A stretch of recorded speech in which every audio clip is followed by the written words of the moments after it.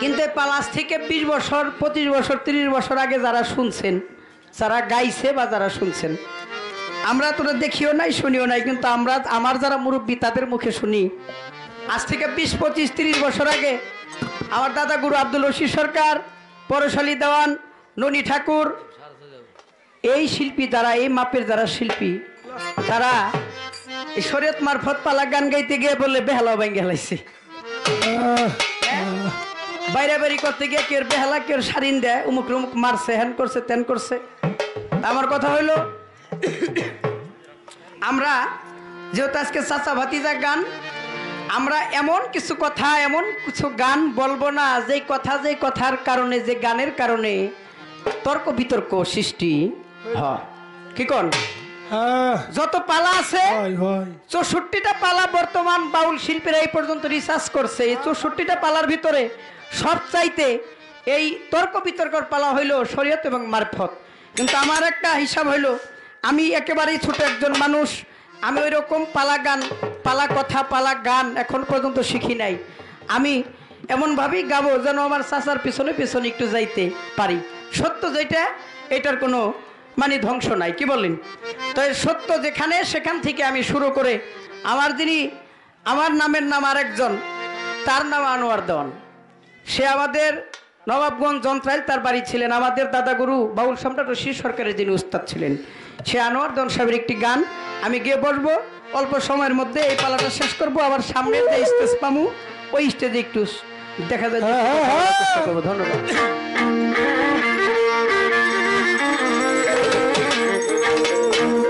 ওই বাজে নামের ঢঙ্কা, ওই বাজে নামের ঢঙ্কা শব্দ শোনা যায় রে, নবীর দিনে আয় তোরা, নবীর দিনে আয়।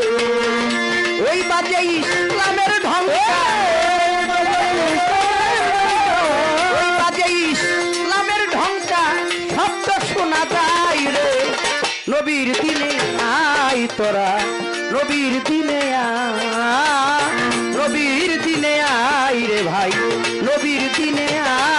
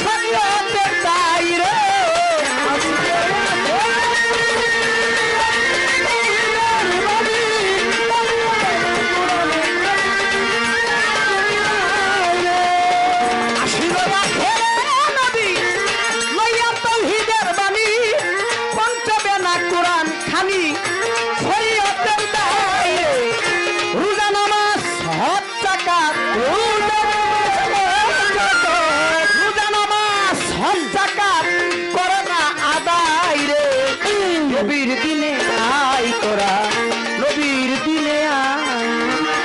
ওই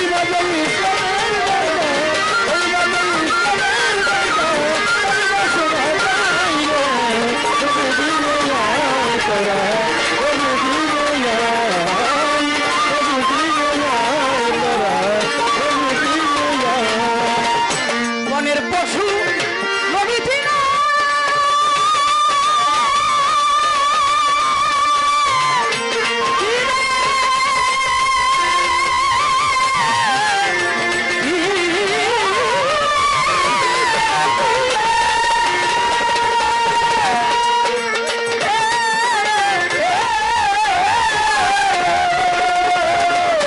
বনের পশু নবী দিনে মানুষ হইয়া চিনলাম না রে, কি জব দিব পরে পারে হাইসার মহল্লাই রে, বনের পশু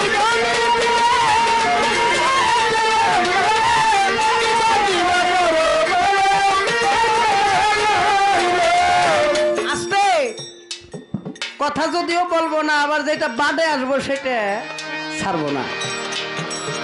যদিও আজানের পরে স্টেজ করণ লাগে করুম, কিন্তু পাটের কথা ছাড়ুম না। ওই বাজে ইসলামের ঢঙ্কা শব্দ শোনা যায় রে, নবীর দিনে আই তোরা, নবীর দিনে আসিরো আখেরে নবী লইয়া তৌহিদের বাণী, পঞ্চবেনা কোরআন খানি এই শরীয়তের দায়রে, রোজা নামাজ হজ যাকাত পরম মুমিন ভাইরে। আবার এই গানের মধ্যে বলছে বনের পশু নবী চিনে, মানুষ হইয়া চিনলাম না রে। হ্যাঁ, বনের পশু হরিণী আমার দয়াল নবীর গায়ের ঘাম চেটে খাওয়ার কারণে তার নাভির মধ্যে হয়েছিল কস্তুরী, আর যে কস্তুরীর সুগন্ধে মন আনন্দে মানুষের মন মুগ্ধময় হয়ে যাইত। আর আমরা মানুষ হইয়া নবীরে চিনি না। বলতে পারেন কোন মানুষ চিনে না নবীরে? আছে। এই যে আমার যে পালা দিছে শরীয়ত, এই শরীয়তের মধ্যে কিছু কিছু মানুষ আছে তারা নবীরে চিনে না। কোন শরীয়ত করে তারা? কেমন মানুষ? বনের পশু নবী চিনে, মানুষ হইয়া চিনলাম না রে, কি জব দিব পরপারে হাইসর মহল্লাই রে। আমার মতো কিছু কিছু মানুষ, কিছু কিছু লেবাসধারী মুন্সি, কিছু কিছু মৌলবী, তারা নবীরে চিনে নাই। কেমন চিনে নাই? আমার দয়াল নবীর যিনি বড় নাতি ইমাম হাসান, ইমাম হাসানকে কারবালা প্রান্তরে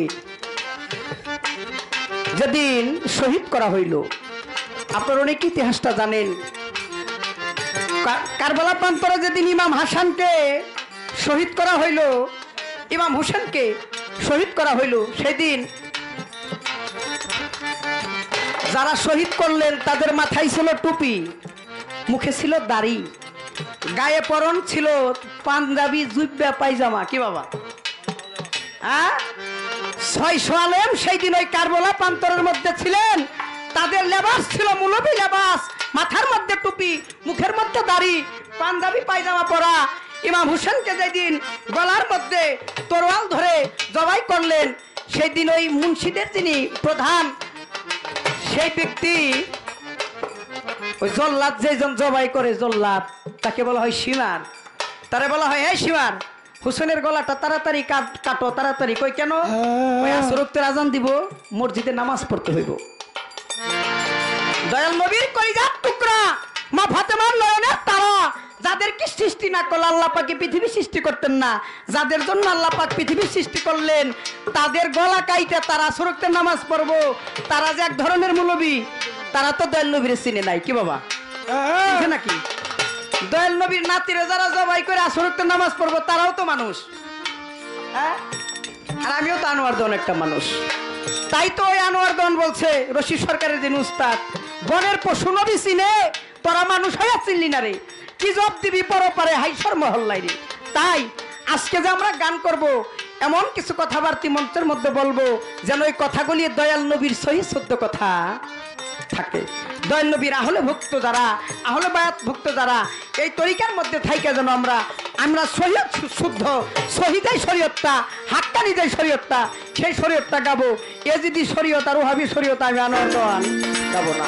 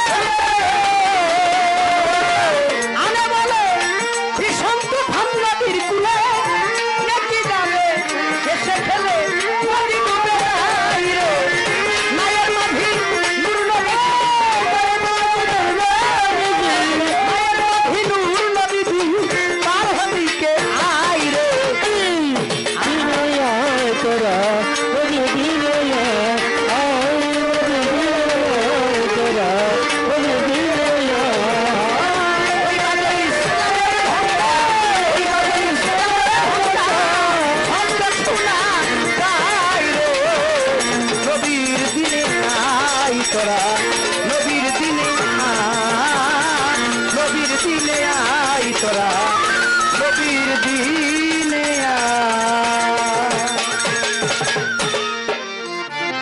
দিনের গান্ডায় ভিতরে একটা খুঁতখুতি থাকে। খুঁতখুতিটা কেমন? যদি একবার নামাজে মসজিদে আজান দিয়ে হেলা আর হে হাতে যে তরোয়াল বাবা, এটা আপনারা জানেন কিনা? আমরা জানি, কথা বুঝেন। আছে এই দিন বিক্রমপুর শ্রীনগর গানে গেছি এর আগে। হ্যাঁ, এমন এক লোক হে বাবার লগে 30 বছর ধরে কথা কয় না, মানে বাবার সাথে ছেলের সাথে মন বাজাবাজি 30 বছর ধরে কথা কয় না। গ্রামের চেয়ারম্যান, মেম্বার, এমপি পর্যন্ত মিলাইতে পারে নাই। এমন এক গান লইছি ওই যে পাগল বিজয়ের, আর কি ফিরে পাবো রে যারা হারাইছি। এই গান নিয়ে যখন আমার বাবার ইতিহাসটা টান দিলাম, তখন ওই সন্তান 40 হাত দূর থেকে একটা চিৎকার দেয়া বাবার গলা জড়াইয়ে কান্দাকাটি শুরু করে দিছে। মানুষ তো মার হাবা ধ্বনি দিয়ে ফেলাইছে যে 30 বছর ধরে সম্পর্ক বিচ্ছিন্ন, আর আজকে গানের মধ্যে সম্পর্ক জোড়া লেগে গেছে। তখন একটা লুকায় বলতেছে, বাবা গানটা ছাড়েন না, গানটা আর একটু পাড়াই গান, একটু পাড়াই গেবার যে ফজর আজান দিলাইছে। আজান তো দিতে 30 বাজান, গান তো আমি তো আর ছাড়ি নাই। ওই যে গান আলাই কইছে কমিটি গান ছাড়েন না, খালি 2 মিনিট গাইছিলাম। মনে করেন দিকে ছড়ি নিয়ে আইছেন তো 30 জন লুকাইছে হাতের মধ্যে ছড়ি নিয়ে। গান যারা শুনবার লাগছে, যারা সাধারণ মানুষ, সোজা শান্ত মানুষ, এরা 2টা বুটে দৌড় দিছে, জুতা মতো ধুইয়া আমরা তো যাইবেন না, কথা বুঝেন তো। হিসাবটা হইলো দিনে গান গাইবার গেলে একটা খুঁতখুতি থাকে। যদি একবার আয় পড়ে আমাকে বাঁচানোর তো আর কেউ থাকবো না, আমাকে তরিকার জগতের ছাড়া কি তরিকার যারা তারাই 2-4 জন থাকবো, বাদ বাকি সব দিকে দৌড়। এই কারণে দিনের গানটা একটু একটু যাই ঝামেলা। এবার আমি আমার যিনি মারিফতের যিনি ফকির, তার কাছে ছোট্ট করে একটি প্রশ্ন। আমার মারিফত অনেক ভাবে অনেকজনের কাছে জানলাম, গুরুজন ব্যক্তি যারা তাদের কাছে জানলাম, মারিফত একটা বস্তু, এটা একটা সত্য। মারিফত যে একটা বস্তু, এটা চির সত্য। আচ্ছা, এই মারিফত বস্তুটা মালিক বর্তমানে কোন ব্যক্তিরে? মানে বেশি দূরে যাবো না, এই মারিফতের মালিক তো আছে একজন, আছে না বাবা? এই মারিফতের মালিকটা কোন মানুষ? আমি মুখে কইলে বিশ্বাস যাব না, আপনি যদি দেখাই দিতে না দিয়ে তাহলে আমি একটু খুশি হইতাম। জনম বেড়ে মাইসে মুখে কইছে, আর আজকে তো হাত দিয়ে দেখাই দিবেন যে বাবা মারিফতের মালিক এই বেহালাটা, নাইলে ঢুলটা, নাইলে তোমার এই যে আরবাসিটা, নাইলে হারমোনিটা, এমন একটু দেখাই দিবেন যে এই যে। এই ছোট্ট একটা প্রশ্ন আপনার কাছে, জনম বেড়ে শুনছেন, আর আজকে আমার প্রতিপক্ষ যিনি বন্ধু তিনি দেখাই দিয়ে যাবে। আপনারা কি কন? কথাটা কি খারাপ পেলাম নি? আমি তো আবার পোলাফান মানুষ, খারাপও করে পারি মাঝে মধ্যে। আজকে আমার ভোট দেখতে চাই, এই ছোট্ট একটা প্রশ্ন। তারপর আজানের পরে আবার ভাবটা বুঝুননি। হ্যাঁ,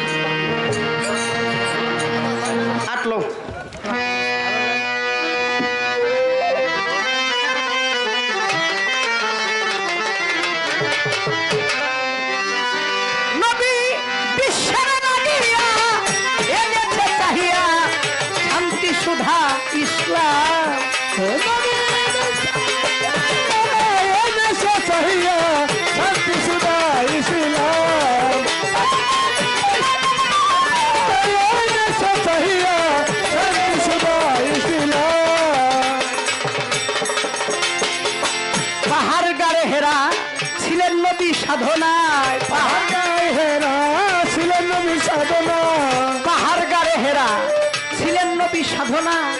যেখানে আমার পাঠাইলেন কোরআন,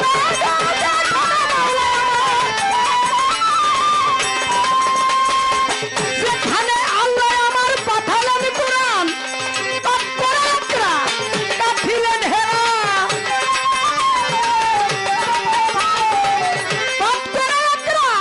কাঁপিলেন হেরা। দিবস যদি তোমরা গাও নবীদের সান্নাবী বিশ্বের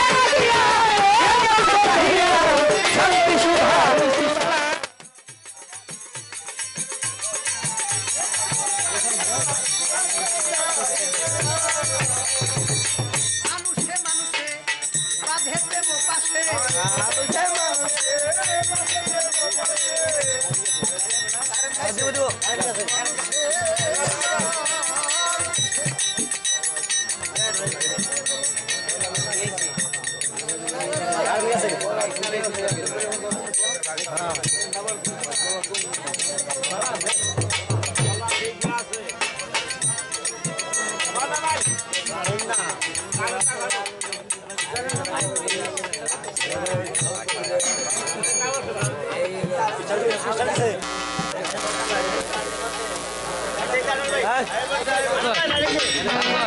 সাথে লাও সাথে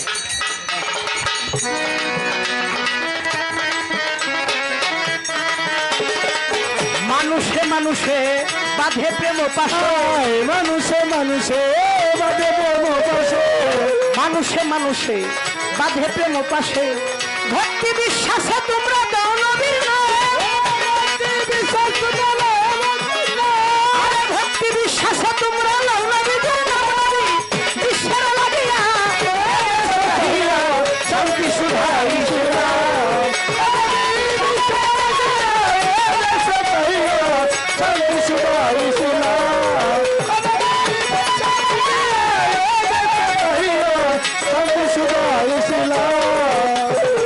দয়াল নবীর তুলনা জগতে মিলে না দয়াল নবীর তুলনা জগতে মিলে না নামের সাথে আপনাদের লেখিয়াছে নামের সাথে আপনাদের লেখিয়াছে নাম খালাকারি নবী মুস্তাফা খালাকারি মানতা প্রিয় নবী মুস্তাফা সেদিকে পারি জানো ওয়া তোমার গোলাম নবী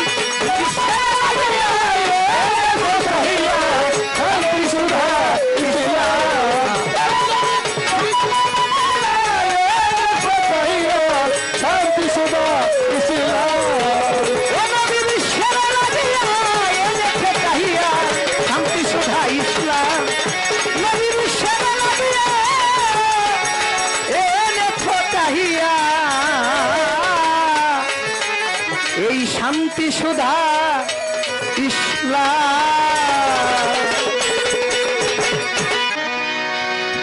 বলছে খাদেম কাকার একটা গানও গাইছে আমার এই মানব জনম ধন্য হইতো দয়াল তোমার চরণ ধুলি পাইয়া আমি জনমে জনমেরে দয়াল থাকবো তোমার চরণ দাসী হইয়া এই যে বর্তমানে সংসদ নির্বাচন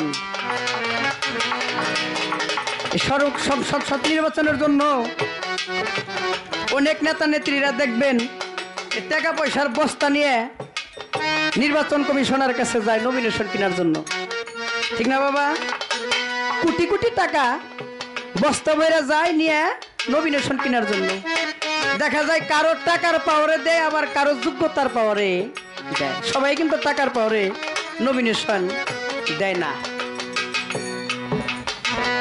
মানব জনমটা অনেক কঠিন জনম আমার উস্তাদ বলছে আনোয়ার মানব জনম এমন একটা জনম এই জনমটা এই জনমে আসাই একটা বেহেস্ত মানব জনমে আসাটাই বেহেস্ত 184 দুনি ভ্রমণ করার পর তারপরে পায় একটা মানুষের জনম আরে মানুষ কুলে যে ব্যক্তি আইসে কর্ম করতে পারলো না তার মতো কপাল পোড়ায় এই দুনিয়ার মধ্যে আর নাই খাদেম কাকার অনেক ভক্ত বাড়িতে আমিও গান গাইছি চান্দর সরে ওনার এক ভক্ত বাড়িতে আমি কয়েক বছর গান গাইছি খাদেম কাকার বাড়িতেও গান করছি উনি যে একটা মানুষ ছিল আমার মনে হয় দিন বেড়ে যদি ওনারে কই মারতো তবু উনি মুখ দিয়ে বলতো না যে আমারে মারিস না এত নরম মনের একটা মানুষ ছিল তাই পৃথিবীতে যারা আসে যারা চলে যায় যারা যায় তারা ভালোই চলে যায় বর্তমানে আস্তে আস্তে দিন অনেক কঠিন আমাদের জন্মটা কেমন হবে একমাত্র প্রভুই জানে ভালো আমি সেই দিকে লক্ষ্য করে সাইজি লালনের একটি গান আমি রাখবো দরবারকে লক্ষ্য করে আপনারা গানটি সকলে মনোযোগ সহকারে শুনবেন কত 8:30 7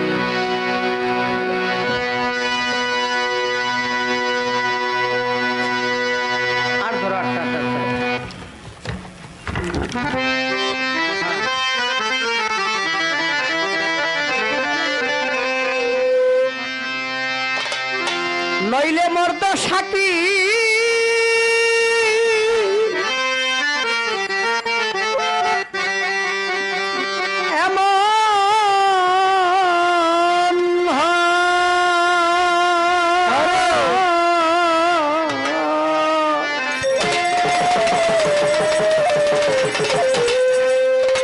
আমি ওই চরণে দাসে যোগ্য নয় আরে আমি ওই চরণে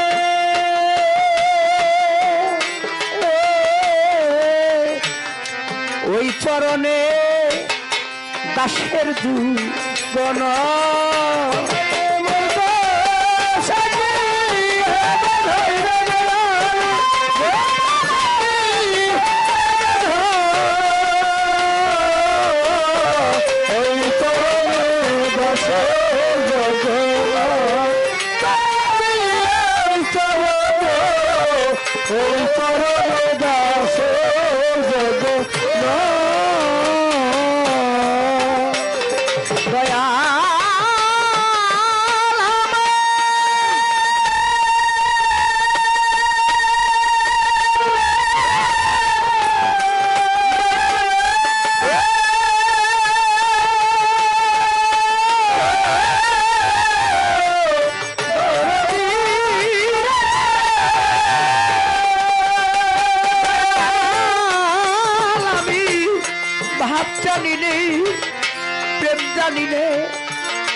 দাসী হতে চাই চরণে ও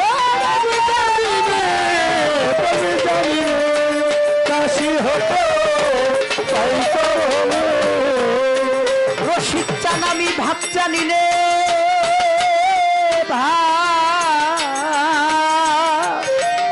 জানি নে প্রেম জানি নেও তবু আরে দাসী হতে চাই চরণে এইভাবে ভাবছি এভাবে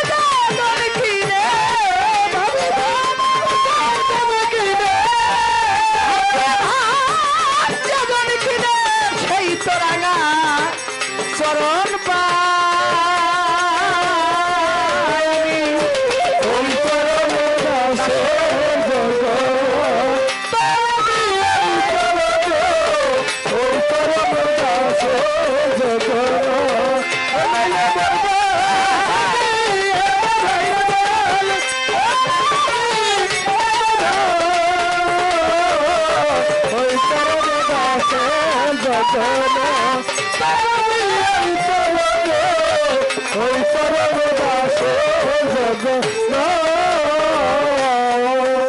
আরে দয়াল নিজ গুণে পদবিন্দু দেন যদি সাই দীনবন্ধু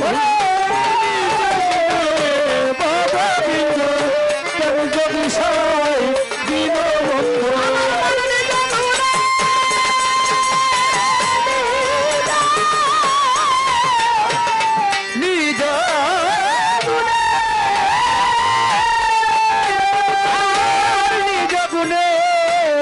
পদবিন্দু দেন যদি আমার দীনবন্ধু আরে আমি আমি ভাবা সিন্ধু আমি বাবা সিন্ধু ভাবা সিন্ধু নাইলে দাসে নাই উপায় রে নইলে ভক্তের নাই উপায়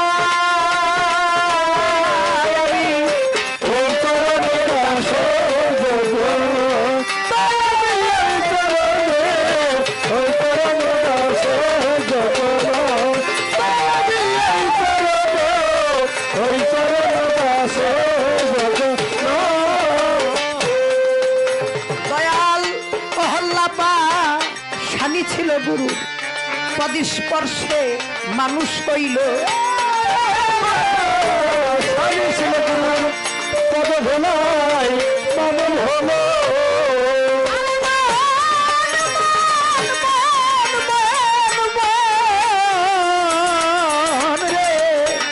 অহল্লাদে তার স্বামী ছিল রামের পদ ভোলাই মানুষ হইল আরে কি লালন পথে করে রইল লালন পথে করে রইল লালন পথে পরে রইল লালন পথে পরে রইল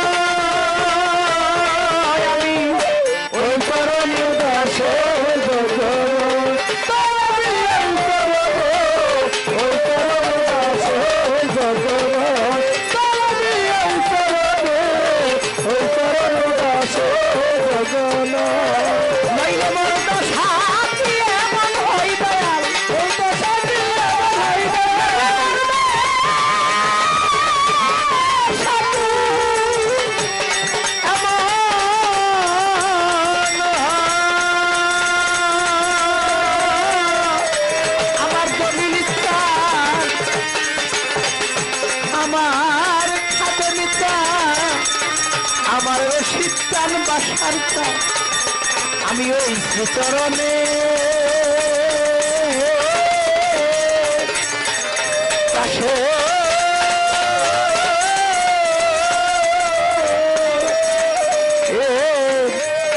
যোগ্য